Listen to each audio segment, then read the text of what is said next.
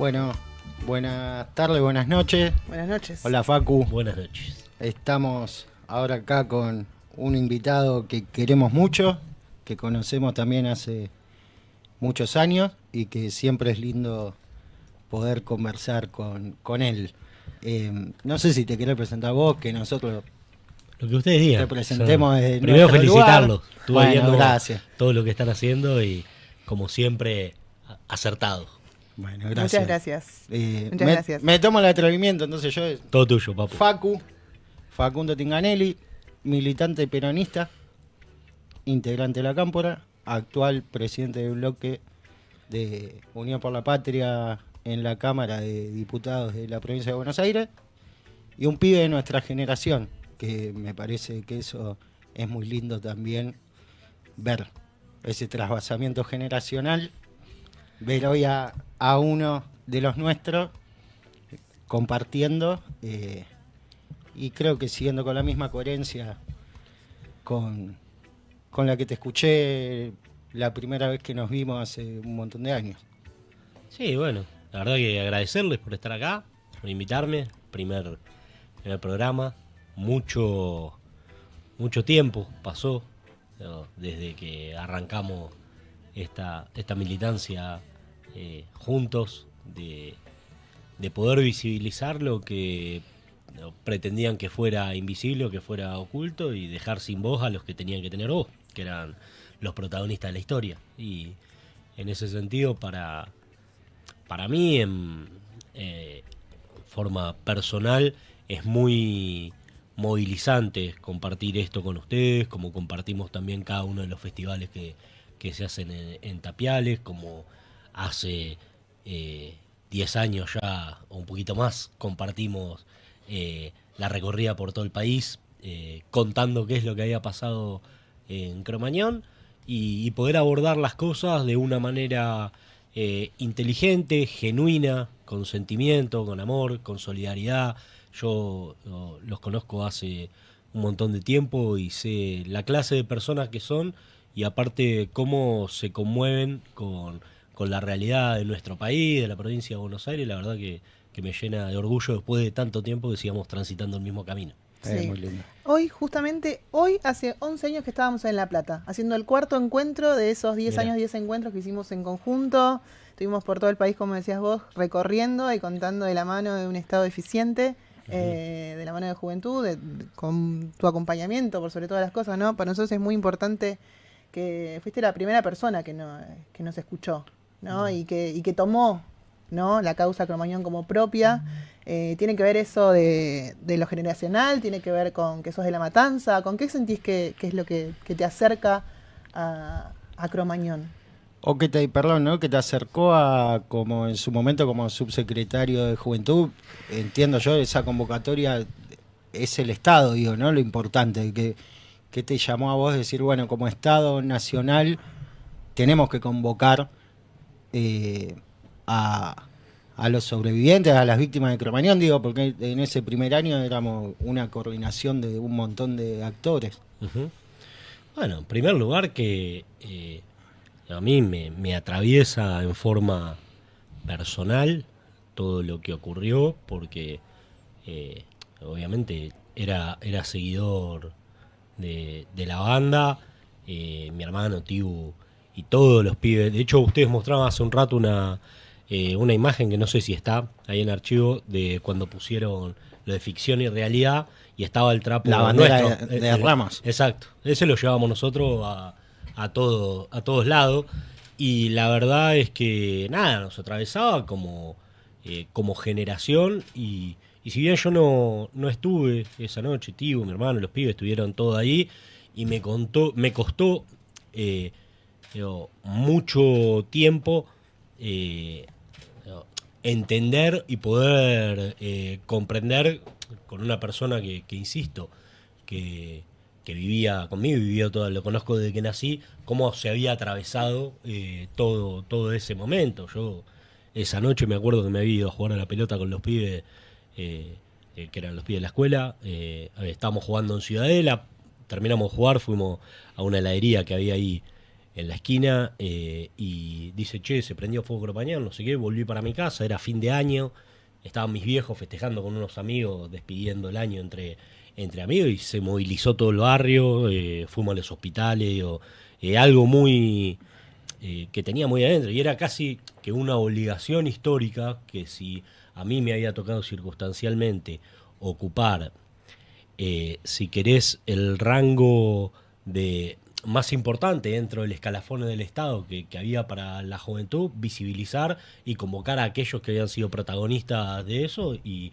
darles lugar porque era nuestra historia y no podíamos caretearla. Había que salir, pelear, tratar de desarmar todo lo que se había construido sobre esa historia que como se hablaba acá hace un rato, ¿no? Es una historia no solo digo, que dolió y que duele, sino también una historia de profundo amor y solidaridad que son valores esenciales que existían en ese momento en cada una de nuestras vidas y que queremos que existan también los pibes de hoy, digo, que esa idea de que te salvás solo, que tenés que mirar para adentro de lo que te pasa a vos y no preocuparte por el resto, no es lo que nosotros mamamos, no es lo que nosotros aprendimos y que bueno, que tenemos la obligación de contarlo.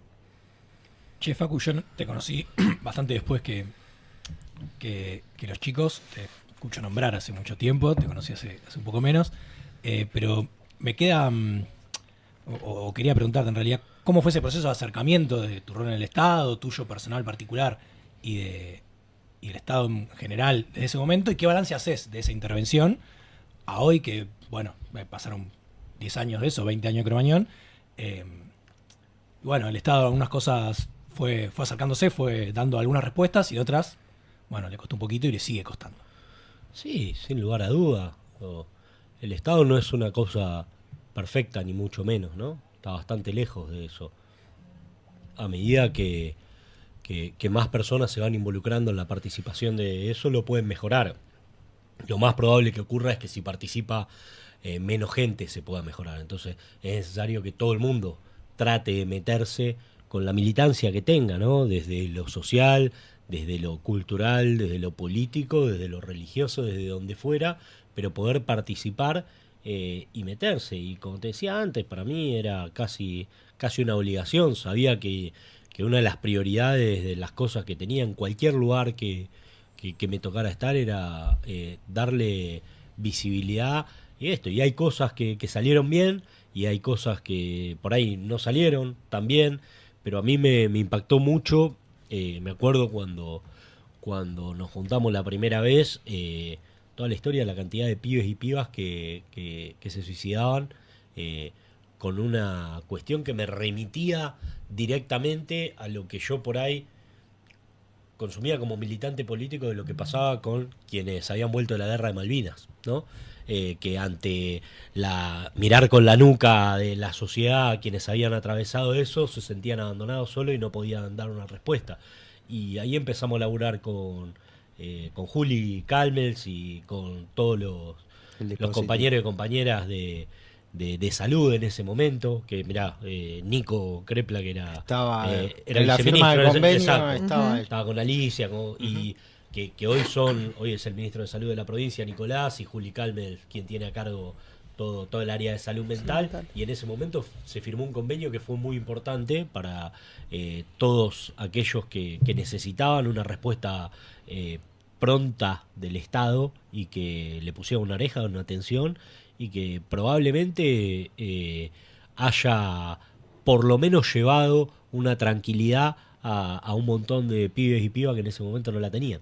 Para nosotros, en general y en particular, uno de los logros más grandes que se consiguió respecto a Cromañón, el Centro Ulloa fue clave para el mantenimiento y el acercamiento, sobre todo, y la naturalización de hablar de salud mental, ¿no? Cómo lo integramos en un universo que está tan quebrado como éramos los sobrevivientes de Cromañón, ¿no?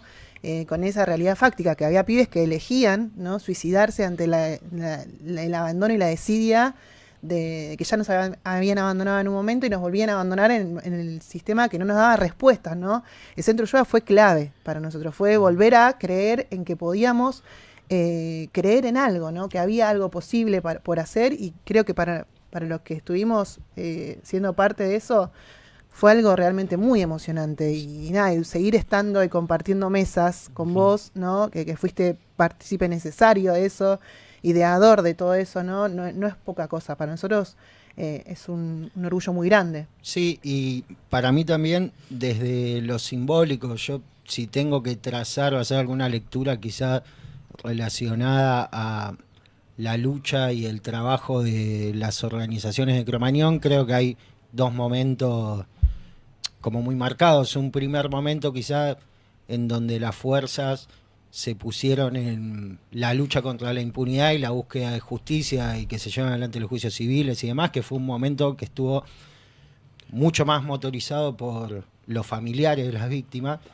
Y creo que después, en el 2013, con esa primera ley de reparación que se logra en la Ciudad de Buenos Aires, pero que venían intentando un montón de compañeros antes, Tibu, Budge, Rocco, Nati, y que también, digo, me acuerdo en ese momento que Abandier con nosotros se portó muy bien, siendo legislador, y empieza esta cuestión de buscar justicia desde la reparación, y es muy difícil sentirse reparado cuando el Estado mira para el costado o no se hace cargo, ¿no? Entonces, creo que aparte de lo que significó el convenio con el Centro Ullada, donde un montón de pibes y pibas tenían un lugar donde poder acudir lo más cercano a su casa posible también, ¿no? Porque no era que tenían que viajar hasta la capital federal, sino que se articulaba con los efectores de salud de la provincia y demás. Me parece que simbólicamente eso dio mucho. Y también cuando uno va transitando estos caminos de lucha y estar en comunicación, en contacto permanente con diferentes actores políticos, diferentes fuerzas y demás, hay una diferencia muy grande cuando vos percibís y notás que un militante o una militante política ocupa un lugar de gestión que cuando cae un paracaidista. Y con esto lo que quiero decir es, con el Ulloa, el Ulloa se sostuvo durante el gobierno de Macri gracias al trabajo y al compromiso de un montón de profesionales de la salud que se quedaron a bancar los trapos. Uh-huh. Y que creo que tranquilamente podrían haber seguido a atender de manera particular, digo, y se quedaban porque no nos querían dejar tirados ni a nosotros, ni a las víctimas del terrorismo de Estado. Y eso también me parece muy importante, que creo yo que todavía es una discusión a saldar, un debate a dar, pero que Cromañón haya abierto una puertita en el universo de las políticas de derechos humanos del país, ¿no? Que es algo que cuesta y que me imagino, aunque no sé si me lo vas a decir vos, pero que habrá sido también a las patadas, digo, en un montón de cuestiones donde, bueno, hay que dar la pelea, ¿no? Que uno a veces ve todo de una siempre manera... hay que dar la pelea, siempre es una obligación dar la pelea. Pero, porque por ahí no te toca a vos, mira, Máximo siempre dice, hay que pegarle patada a la puerta, por ahí no la tirás vos, pero el que viene atrás la va a tener más fácil para poder tirarla. Si un día no arrancás, no llegás a hacerlo nunca. Entonces, creo que vos recién nombrabas al ingeniero Macri, ¿no? Y fue una persona que te diría que usufructuó Cromañón para poder, parte de su llegada a ser jefe de gobierno es consecuencia de la destitución de quien era el jefe de gobierno en ese momento, y usufructó Cromañón para llegar a ser jefe de gobierno, y la verdad es que se dedicó a mirar con la nuca, nunca se involucraron con la situación. Como no lo han hecho con nada, ¿no? Con todo aquello que no era negocio para ellos, no se involucraba. Pero, por lo menos desde mi perspectiva, sí, sin lugar a dudas, es importante que haya militantes políticos en los lugares que se tienen que tomar decisiones. Porque las decisiones que tomás son decisiones políticas.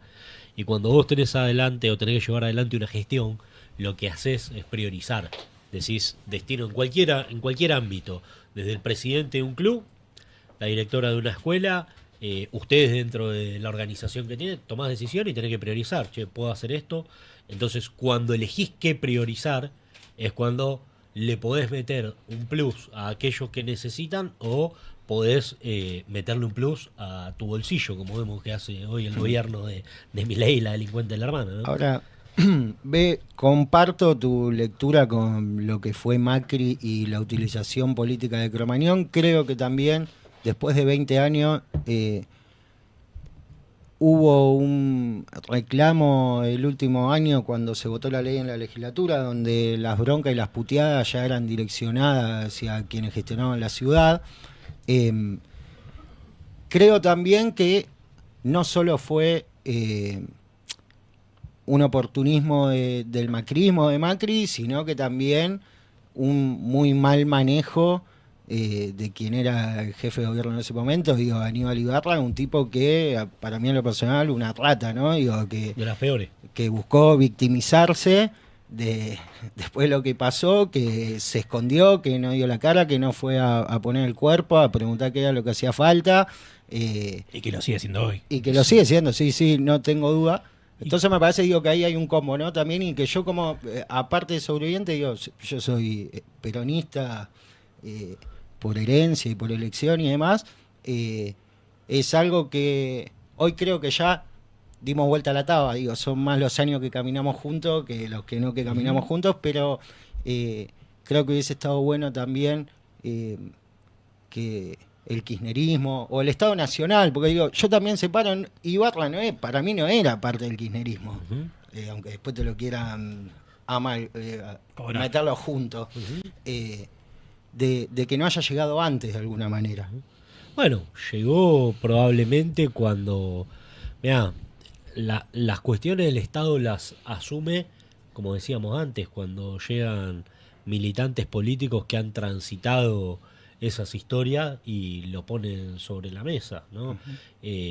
Adoptar las políticas que se adoptaron en términos en materia de derechos humanos, por ejemplo, la recuperación de la ex-ESMA, se pudo lograr cuando llegaron militantes políticos que habían transitado eso. Antes no había ocurrido y tenían la convicción de hacerlo y no les importaba pelear con quien hubiera que pelear para llevarlo adelante. Bueno, en el caso de nuestra generación, a muchos compañeros y compañeras nos tocó poder, salvando toda la distancia y con el mayor de los respetos, ¿no? Pero poder visibilizar esto cuando tuvimos la madurez para poder tomar responsabilidades también de gestión, porque el Estado lo integran personas y lo que cada persona hace dentro del Estado le imprime una lógica al Estado. Y vos recién mencionabas lo de Ibarra y la verdad que sí, de las peores ratas que hay, pero aparte con mucha mala leche. Porque, digo, Papo, vos sabés que en la última etapa del gobierno del Frente de Todos se trabajó por una expropiación y quien con total falta de criterio de darle el protagonismo a quienes tenían que imprimir lo que se iba a contar ahí adentro, que eran ustedes, que eran quienes habían transitado toda esta historia de lucha, que era la secretaria legal de la presidencia en ese momento, la hermana de Aníbal Ibarra, para seguir cuidando a la rata esa, demoraba el trámite sabiendo que ya se había dado un resultado electoral, porque todavía no era el balotaje, pero que eran las primarias, que era difícil de revertir y que iba a ponerlos a ustedes a tener que seguir peleando. Y la mina no tenía empacho en hacer eso, y tuvo que intervenir otro compañero como Horacio Pietragala y recontraplantarse para dejar en evidencia esa situación que la verdad es de una cuestión de ser tan ruin, de 20 años después, digo, con todo el dolor que se atravesó, seguir queriendo cuidarle el culo a tu familia desde una responsabilidad estatal, es la verdad bastante berreta. Y bueno, y sí, pasó, y por eso digo, los seres humanos integran el Estado, y cuando hay seres humanos que tienen una perspectiva se lleva adelante de una manera, y cuando hay otros se lleva adelante de otra. Obvio, y a mí... Qué lindo que lo digas, Sí, Facu. muy lindo. Pero es verdad. No, obvio, igual, digo, Facu es una persona que lo que dice en privado te lo dice en público, digo, no hay diferencia. Pero ahí. además esto Sí, es la perdón. clara muestra de que no da todo lo mismo, que Me- no es todo lo mismo, Sí, que me no parece- no da todo igual. No, O sea, claro. Pero aparte hay que decirlo, porque Exacto. tratar de decir, no, mirá, esto es perfecto y no sé qué, después no te cree nadie. Si la sociedad sabe y valora cuáles son las cosas que van ocurriendo. Entonces, la realidad es que esto pasó en un gobierno que el peronismo estaba al frente y que hay que seguir trabajando para que se corrija. Pensá, Facu, que Cromañón es la causa que marcó no solo a nuestra generación, ¿no? Sino digo de la transición democrática, de estos años de la democracia, sin olvidarnos del 19 al 20 de diciembre de 2001, de Maxi Darío, ¿no? Pero yo siempre digo como que, y una vez lo escuché un compañero diciendo algo fuerte, pero que a mí me marcó, que él planteaba como que Cromañón fue el hecho que terminó de matar a una generación, hija de los 90, del 2001, de Maxi Darío, y que de alguna manera también da renacer a una nueva juventud, digo, porque también durante los gobiernos de Néstor y mucho más creo que lo de Cristina, nosotros como jóvenes nos empezamos a sentir convocados por la política y empezamos a ver la política como una herramienta de transformación y no como un insulto que podíamos tener en los 90, en el 2000, en el 2001, donde yo, por ejemplo, iba a ver a Callejero para manifestar toda la bronca que tenía y para encontrar un lugar donde decía, bueno, acá me puedo expresar y acá me puedo rebelar contra todo lo que considero que está mal. Creo que lo que pasó de alguna manera es que la voz de un presidente empezó a interpelar a pibes y pibas como nosotros, tanto como le interpelaban las letras de una banda. Se dio una sincronía en lo que estaba planteando un presidente como Néstor Kirchner, una presidenta como Cristina, con cosas muy similares a lo que decían las letras de las bandas que nos gustaban y que seguíamos. Y yo creo que hay mucho de eso. Tengo un amigo que dice eso, ¿no? Muy rockero, muy seguidor de bandas y que compartimos muchos recitales y cada tanto alguno nos pinta a compartir, que dice: el problema del kirchnerismo que mató al rock. Bueno, Real. Real. un poco lo expresaba Real. Fermín, no sé si lo llegaste a escuchar a los chicos, todo, que decía, bueno, no, que hablamos de la generación y decía, e igual, ojo que está dando la vuelta. Porque claro, Y sí. de hecho vos escuchás los temas de las bandas y es verdad, no son las mismas las letras que cantaban la banda de rock en los 2000. Ahora volvió un poco. Que que en ahora- el último, claro, digo, ahora estamos Bueno. volviendo a la turbulencia. Sí, recién Fermín se iba y me decía, te juro que es verdad lo del rock, ¿eh? Se iba y me decía, te juro que es verdad lo del rock. Pero es que sí, estamos en un contexto histórico que emergen esas culturas que nosotros vivíamos hace 20 años, por eso estamos tratando de este encuentro, tratar de que convivan esas dos generaciones y poder ver cómo nosotros transmitimos desde nuestra experiencia personal, colectiva y demás, cómo hacemos para llegarles a ellos y que entiendan que la mejor manera es organizarse, Es que la eso mejor sí. manera es militar. Es que para ir a ver cualquier banda, te organizabas. Exacto. Te organizaba, armaba, Exacto. tenía que juntar el mango, si alguno no le alcanzaba para la entrada, otros ponían. Total. Y entonces, también pasó eso. Durante todo el gobierno de Néstor y Cristina, el rock estuvo ahí, digo, ¿no? El rock and roll estuvo ahí. Y no sé, Bueno, digamos, vimos a la Renga en Sí. la Plaza de Mayo, digo. se pusieron de las bandas indie de moda, ¿no? Claro. Porque no estaba en la música. Total. Total. Sí. El Cocinando sentimiento. bronca. Exacto. Entonces, El amor y las margaritas. Exacto. Entonces, la realidad, por lo menos desde mi perspectiva, es esa, que hubo toda una generación que canalizó ahí y que también es una generación que en esta etapa tiene que ir tomando cada vez mayor protagonismo. Y esa cuestión, Facu, de la rebeldía, el rock y la juventud, ¿cómo la ves hoy en los jóvenes de hoy? ¿No? Yo soy de quienes piensan que uno de las cuestiones que, no sé, pienso en un pibe de 23, 24 años que creció. Nosotros crecimos con el gobierno de Néstor y Cristina. Yo laburaba, me alcanzaba para irme de vacaciones, para pagar mi alquiler. Estábamos bien. Los pibes que le tocó crecer con el macrismo, con los 4 años de Alberto Fernández, con 2 de Milei, digo, claro, pueden tener otra percepción histórica. Y creo que Milei fue vivo en ese sentido de aportar un condimento en la previa a la elección de rebeldía, digo, ¿no? ¿Crees que el peronismo tiene que recuperar un poco esa rebeldía para convocar a la juventud, porque digo, para mí la juventud no se equivoca. Digo, a la Sí. juventud la tenés que convocar. Yo creo que, viste, hay como dos dimensiones. La primera, que la edad biológica no es un mérito. Es decir, ser joven y tener una edad no puede estar asociado a ser bueno. De hecho, la persona con más juventud en términos políticos a mí me tocó conocer es Néstor Kirchner, ¿no? Un tipo que la peleaba toda, y eso por un lado. Y por el otro lado, sí, creo que digo, las cosas que ocurren son consecuencia de las cosas que se hacen o no se hacen. Como vos decís recién, hay pibes que hoy tienen 20 y pico, que se criaron en un gobierno que los tuvo... La pandemia. No, digo que se criaron en un gobierno que los tuvo como centro, ¿no? Que les daba una computadora cuando estaban en la escuela, digo, ¿no? Y que permanentemente los estaba interpelando. Y otros que son más 20 y picos más chiquitos, que se criaron en gobiernos como el macrismo o como el del Frente de Todo, que, vos imagínate que en la pandemia los pibes eran los que menos probabilidad de mortalidad tenían por el virus, ¿no?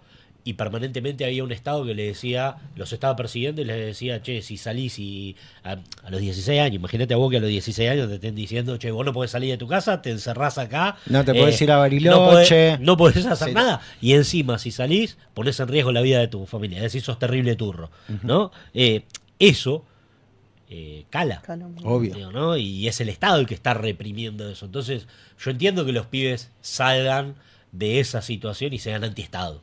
Sobre todo de un Estado que no tuvo la inteligencia suficiente desde el gobierno para poder dar respuesta a las necesidades que tenía la sociedad en ese momento, y sobre todo estos pibes. Después, si Milei, desde una supuesta actitud rebelde, interpela a los pibes, también el chabón es terrible careta, Obvio. y es el más mulo de los mulos, y es terrible cagón. Digo, si algo tiene la rebeldía es, vos siempre te tratás de enfrentar al que es más Al grandote que poderoso. vos. Obvio. No, este chabón es terrible. No le conozco una pelea. No. No tiene una pelea con un poderoso.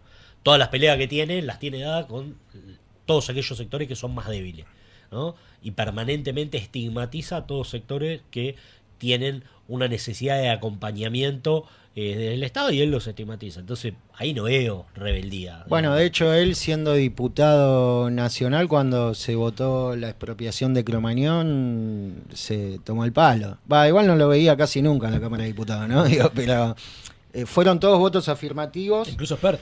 incluso Spert, Incluso expert. y él no se fue, se levantó y se fue, no quiso votar. Spert que corrió acá. Salió Era corriendo. como moto. Salió corriendo. Y no es Twitter. La calle no es Twitter. ¿Viste cómo es esto? No, y que pasa eso también, si vos desde el Estado o desde el gobierno inoculás odio, en algún momento te vuelve. Por eso también vos tenés gobiernos que inocularon, entre comillas, amor, como hizo Cristina, y por eso también hay un montón de gente cuando cada vez que hay una situación la acompaña, ¿no? Yo jamás vi una plaza de Mayo tan en silencio como el día que Cristina mandó el audio y después habló por... Tremendo, ahora, digo, hace poquito. Es, claro, es muy, muy, muy zarpado eso. Por ahí, gente que nunca estuvo en un evento de más de 30 personas no toma dimensión de eso. Pero aquellos que estuvimos en algún lugar que había más de 30 personas, es imponente eso. Eso, y a mí me llamó también mucho la atención que sin la CGT haber convocado, digamos, orgánicamente, yo decía, si acá encima la CGT convocaba orgánicamente, había muchísima gente, digo, muchísimos trabajadores, también había trabajadores, pero era increíble. Pero mira, Papo, vos sos peronista. ¿Quién era el secretario general de la CGT en el primer gobierno de Perón? Y algún peronista por ahí puede decir, che, era fulano, era mengano, no sé qué, alguno, pero era Perón. Y con Cristina, cuando gobernaba Cristina, la secretaria general de la CGT, digo, no en términos institucionales, sino en términos de lo que representaba a los que los trabajadores le daban bola, era Cristina. ¿no? Entonces, eso es muy fuerte porque el trabajador y la trabajadora obviamente reconoce a quien le cuida los porotos. Ujú. Y si hay algo que hicieron Néstor y Cristina fue hacer eso. Che, volviendo a los expert, ahí me soplan que se está diciendo, dicen los medios, que la sociedad es violenta. Yo entiendo que respecto a esto que pasa con expert, la verdad que no estuve mirando mucho los medios hoy, pero me pregunto si efectivamente hay una cuestión de violencia metida en la sociedad, si es una respuesta a esto que decís, al inoculamiento de violencia, o si no es sencillamente que Esper es una persona repudiable por lo que dice, por lo que hace, por lo que representa. Mirá, tiene que ver con eso, con que es repudiable, tiene que ver con que hay hartazgo, tiene que ver con que hay cansancio. Vos fijate que así como se fue corriendo y se subió a una motito y se fue, también en Loma de Zamora, ¿no? Que es, no, bueno, lo que pasa que ahí gobiernan Cucas y es el conurbano, el maldito conurbano y todo, ¿no? Parecido todo a lo que pasó con Cramañón, ¿no? El conurbano como un lugar que... Oscuro. Ujú. Le pasó en la UCA también. Sí. Fue y dijo una danzada y Exacto. le pasó. Y lo echó el auditorio de la Universidad Católica Argentina, ¿no? Que no queda en el conurbano bonaerense y que no la gobiernan Cuca. No, es también una persona que genera mucha irritación. Y es eso, lo que decía recién Cele, no es Twitter la vida. Y aparte que cambian de camiseta, ¿viste? Como yo veo tipo, porque vos decís, Esper anduvo por todos lados también, había firmado con el PRO antes, bueno, Patricia Bullrich ni hablar, digo, ¿cómo? Yo entiendo que quizás no todo el mundo le interesa politizarse o prestar atención a esos detalles, pero me parece que lo que debería ser la regla en la política, ¿no? Que es la coherencia entre lo que se dice y se hace, hoy parece una excepción en muchos casos, ¿viste? Cuando tendría que ser la regla, cuando a nosotros como votantes, digo, nos tendría que importar ver un poco, por lo menos las caras de los principales candidatos, todo, bueno, cuál es el comportamiento, ¿no? De la persona que tenga una boleta y que voy a ir a votar, que estuvo siempre parado en el mismo lugar, va saltando de vereda en vereda, digo, y vos decís, bueno, no, loco, y siguen subsistiendo. Yo no sé cómo. Bueno, hay un poder. ¿Cómo hacen? Hay un poder que los banca, ¿no? Claramente. También entiendo la lógica del tipo, la mujer que labura y que por ahí no tiene tiempo para ir a buscar, porque tampoco es que lo tenés tan a mano, no es que prendés la tele y te Obvio. lo muestran, ¿no? Tenés que hacer estamos en un programa que se habla de rock. El Homero que cuenta Piti, es muy difícil que encuentre un tiempo para identificar quién es el que está en cada boleta. Y entonces no, hay ahí una tarea de ocultamiento y de trabajo permanente del poder concentrado que busca, vamos, tener básicamente empleados y títeres. El gran problema o el gran grano en el culo de Cristina para el poder concentrado de la Argentina es que no tiene jefe. Nadie le dice qué es lo que tiene que hacer. Todos los demás del otro lado, que vos lo mirás, tienen una terminal. En algún lado su estructura de poder termina. Empieza y termina. Y cuando le sacan el banquito se terminó. Entonces hay que entender que también es difícil para el tipo de a pie o la mujer de a pie hacerse de esa información porque hay todo un sistema trabajando para ocultarlo. Y también que hay direccionado un odio con las personas que no se venden, ¿no? Porque hay un odio direccionado hacia la cámpora, que son personas que jamás, desde que ocuparon su banca, votaron en contra de lo que la gente les pidió que voten, ¿no? Entonces, en ese sentido, no es casual el direccionamiento de los medios masivos de comunicación sobre determinada organización política. Me parece que en ese sentido ¿Qué pasa? Cuando no tenés precio, el poder no lo entiende. No lo entiende y trata de combatirte, porque es la única manera de reasegurarse el lugar que tiene y que conserva. Y y no pasa únicamente en la política, pasa también en la música, ¿no? ¿Cuánto tiempo fue estigmatizado bandas como Los Redondos o incluso El Indio, ¿no? Como cuántas veces, lo que pasa con La Renga, cuánto le costó a La Renga poder tocar en Capital Federal. Y bueno, cuando vos... Y le cuesta tocar en el conurbano. Exactamente. También, digo, Entonces, digo, pasa eso. No es sencillo para el poder dejar... Después tenés una rebeldía y una, si querés, combate al poder permitido, que es el permitido que te dejan y te dicen, bueno, sí, déjalo pasar, total no es una amenaza. Cristina tiene una intervención muy buena en un programa que creo que fue con la Negra Bernasi, que entró Berco y le dice, vos Sí, de verdad acá. crees que incomodás al poder. Sí. ¿No? Sí, sí, Bueno, sí, sí. es eso. Hay todo un sector y obviamente hay un montón de militantes ahí que la pelean todos los días y todo, pero hay dentro de la configuración del poder en nuestro país que te permite algunas cosas y hay cosas que no. Y no venderse, no estar a disposición de lo que ellos necesitan, tiene un costo. Y bueno, y uno también tiene que asumir que es parte ese costo, porque vos recién, Papo, decías cómo puede ser que vayan reciclándose y... También al único que no engañá, vos la podés caretear todo lo que quiera, pero al único que no engañá es a vos mismo y a tu inconsciente. Ujú. En algún momento Obvio. la cabeza en la almohada la apoyás y sabés que esa falta de coherencia te pesa.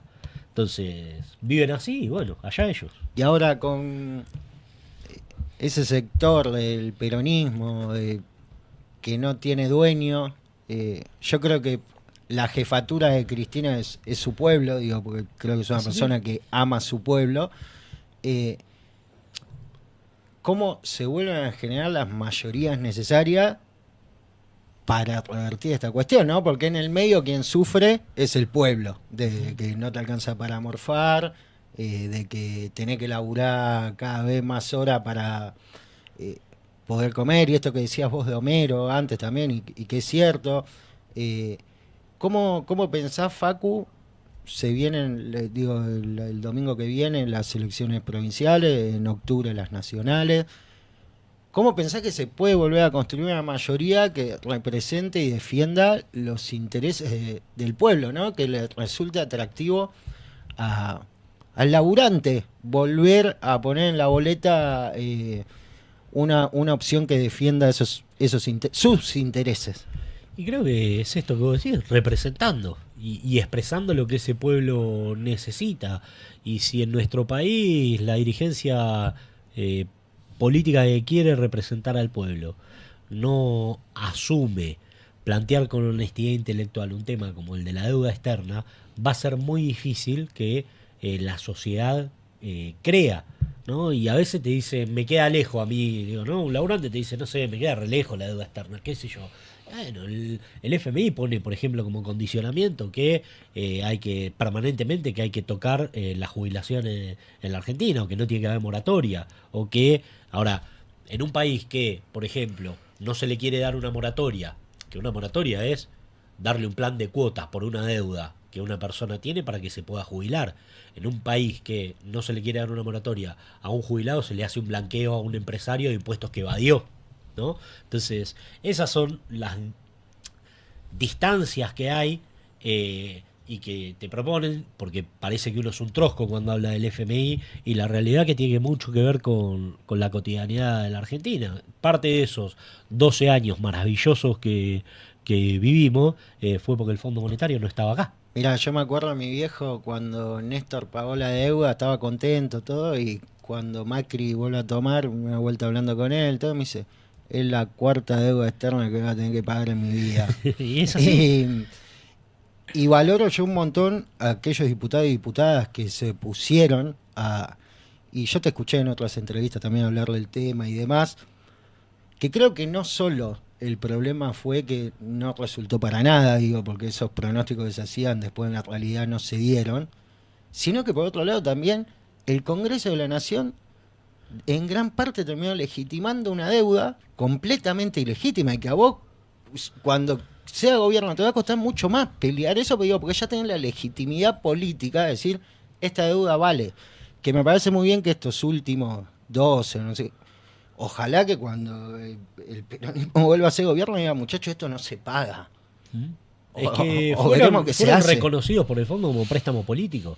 Y así todo el préstamo político que le da el FMI a Macri pierde las elecciones. Es tan vago y tan inútil que le dan 60.000 palos, 54.000 palos. Vos imaginate que con lo que Argentina tomó de deuda en el gobierno de Macri, el primer préstamo con el fondo, lo mismo salió a Elon Musk comprar Twitter.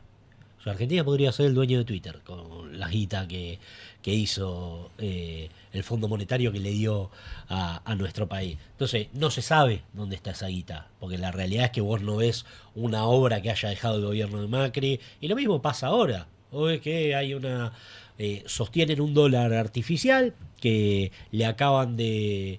que todo lo que pasa con el Garrahan, todo lo que pasa con las personas con discapacidad, todo lo que pasa con la gente de a pie, y el tipo va a la rural y le baja las retenciones, ¿no? Entonces vos decís, che, loco, ¿cómo es acá?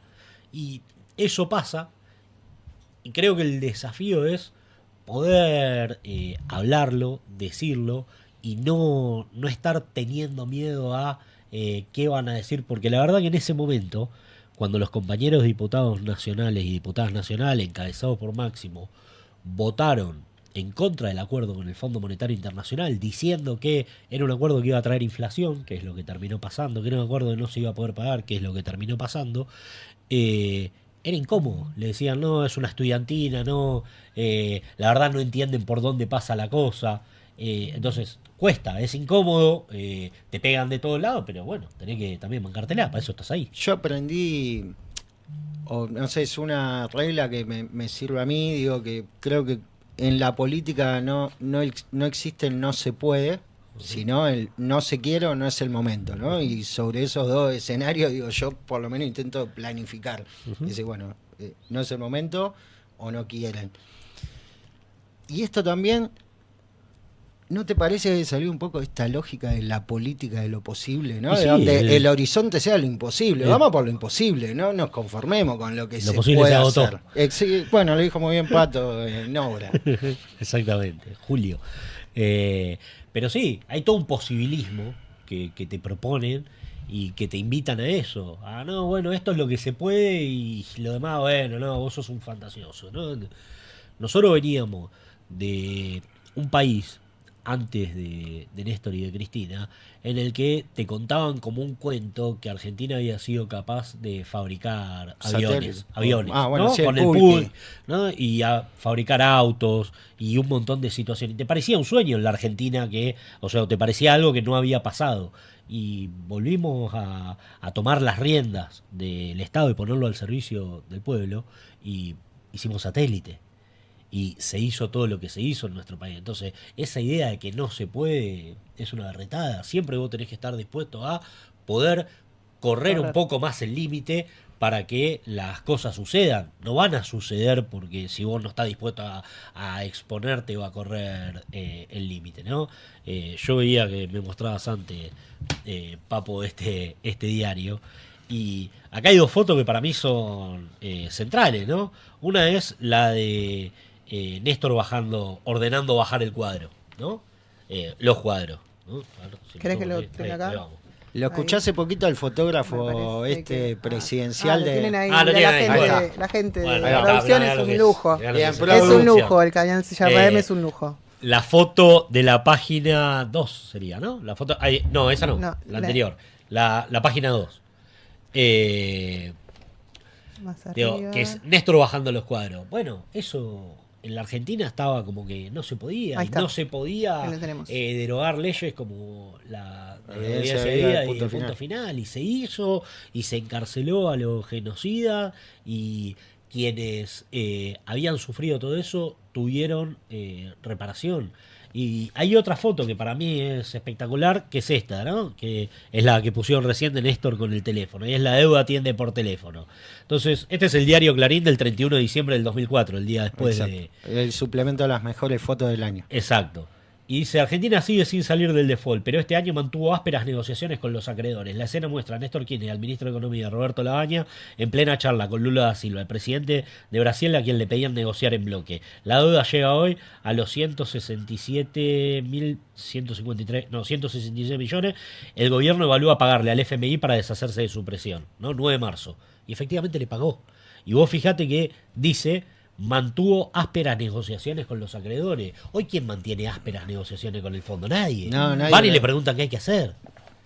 Sí, ¿cuánto de más le podemos pagar? Le pregunta, ¿no? ¿Cuánto menos? ¿Necesitas algo más? Es tremendo. Entonces, esos son los quilombos que Escuché una Tremendo. vuelta, una anécdota, no me acuerdo quién contaba que a Néstor lo llamaba desde el imperio de Estados Unidos y no lo llamaba un presidente, y que no le atendía el teléfono, ¿viste? No, decirle que no estoy, hasta que un día sonó el teléfono, su par, bueno, pasámelo, ¿no? Digo, eso también, loco, pues sos un jefe de Estado, vos no tenés que hablar con una segunda línea, una tercera línea, una cuarta En línea de noviembre Estados de este Unidos. año Vos, Sí.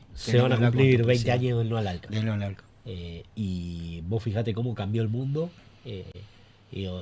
Y los que son novedosos, ¿no? Como el gobierno de Milei, que se presenta como lo nuevo, vienen a proponer lo mismo que proponía Bush hace 20 años, que allá en Mar del Plata le dijimos que no, los argentinos y las argentinas, ¿no? Con esa que estaba encabezando En el tren. En el tren, y le dijimos que no. Entonces, no tiene nada de novedoso este gobierno, no tiene nada de rebelde, ¿no? Y además son terribles delincuentes, porque le plantearon a la sociedad hacer un contrato moral en el que ellos no eran la casta y que no eran corruptos y que no sé qué, y queda evidenciado que son la peor calaña de gente que hay, la peor calaña de gente que hay.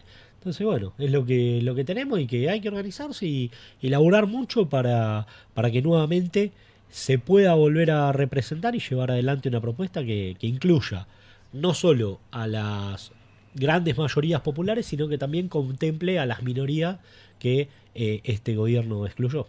Che, Bien, me dicen de Facu, atrás que tenemos sorteo, Ah, comida, de todo, Bien, pero yo te quería bien. preguntar, porque el Sí. domingo que viene son las elecciones, Sí. ¿cómo la ves? No en términos de resultados, sino cómo ves que viene la mano y cómo viene la campaña tuya. Y también, Particularmente, dime que sos y candidato. también remarcar que nos falta una candidata, ¿no?